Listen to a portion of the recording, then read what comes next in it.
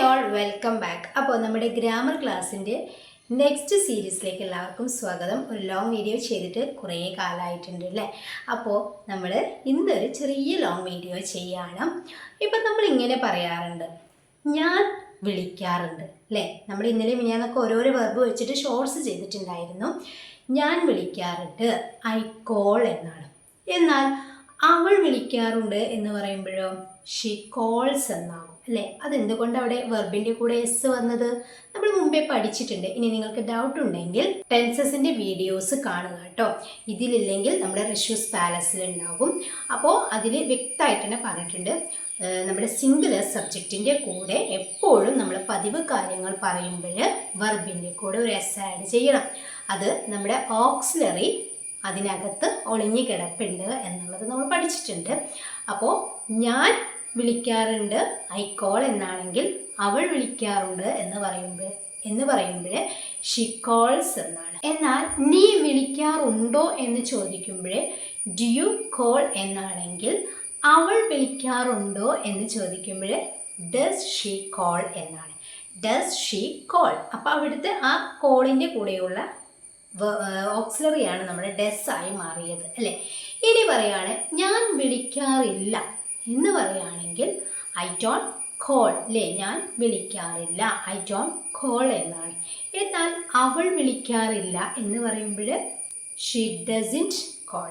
She doesn't call. അവിടുത്തെ does ആണ് നമ്മുടെ കോളിൻ്റെ കൂടെയുള്ള എസ് വരുന്ന സമയത്ത് നമ്മൾ ആഡ് ചെയ്യുക. അപ്പം നെഗറ്റീവിലും ക്വസ്റ്റ്യനിലും നമ്മുടെ ഓക്സിലറി വേണം. അതിന് വേണ്ടിയിട്ടാണ് നമ്മൾ ഓക്സിലറി യൂസ് ചെയ്യുക.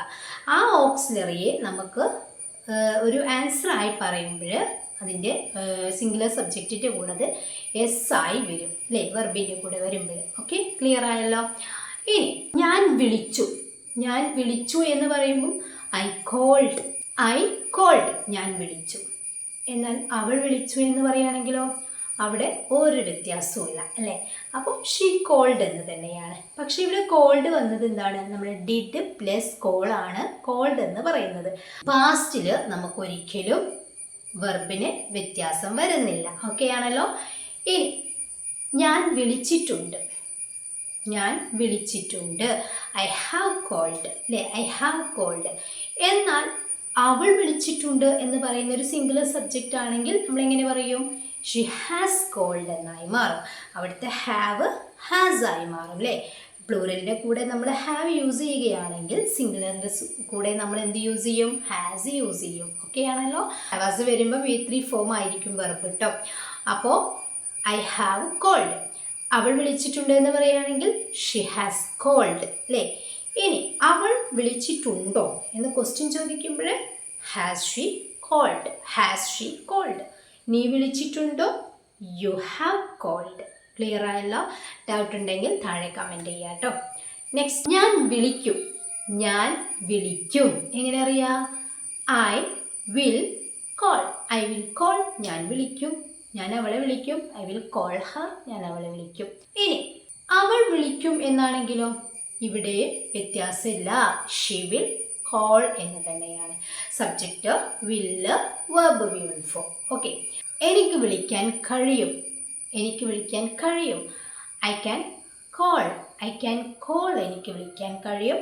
അവൾക്ക് വിളിക്കാൻ കഴിയും എന്നാണെങ്കിലും ഷീ ക്യാൻ കോൾ എന്ന് തന്നെയാണ് പറയേണ്ടത് കേട്ടോ. അപ്പോൾ ക്ലിയർ ആയല്ലോ. ഇനി അവളെ വിളിക്കുമോ എന്നെങ്ങനെ ചോദിക്കും എന്നുള്ളത് നിങ്ങൾ താഴെ കമൻറ്റ് ചെയ്യുക. അപ്പോൾ ഇന്നത്തെ കുഞ്ഞു വീഡിയോ നിങ്ങൾക്ക് യൂസ്ഫുൾ ആയിട്ടുണ്ടെങ്കിൽ ലൈക്ക് ചെയ്യാൻ മറക്കരുത്. ചാനൽ സബ്സ്ക്രൈബ് ചെയ്തിട്ടില്ലെങ്കിൽ ചാനൽ സബ്സ്ക്രൈബ് ചെയ്യാൻ മറക്കരുത്. ഇതുപോലെയുള്ള കുഞ്ഞു വീഡിയോസ് കാണാൻ വേണ്ടിയിട്ട് നിങ്ങൾക്ക് ഈ ചാനലൊന്ന് സബ്സ്ക്രൈബ് ചെയ്ത് വെക്കാം കേട്ടോ. ഇനി വലിയ സെൻറ്റൻസുകളും ടെൻസസും കാര്യങ്ങളും സെൻറ്റൻസ് ക്രിയേറ്റിങ്ങും ഒക്കെ പഠിക്കണമെങ്കിൽ നമ്മുടെ റിഷ്യൂസ് പാലസ് പോയി സബ്സ്ക്രൈബ് ചെയ്തിട്ട് അതിൽ കാണുക കേട്ടോ. വളരെ വ്യക്തമായിട്ടുള്ള ഡീറ്റെയിൽ വീഡിയോസുകളൊക്കെ ആ ചാനലിൽ പറയുന്നുണ്ട്. ഇതിൽ ചെറിയ സിമ്പിളായിട്ട് പറയാൻ പറ്റുന്ന സെൻറ്റൻസുകളാണ് ഇതിൽ അപ്ലോഡ് ചെയ്യുന്നത്. Okay, thank you.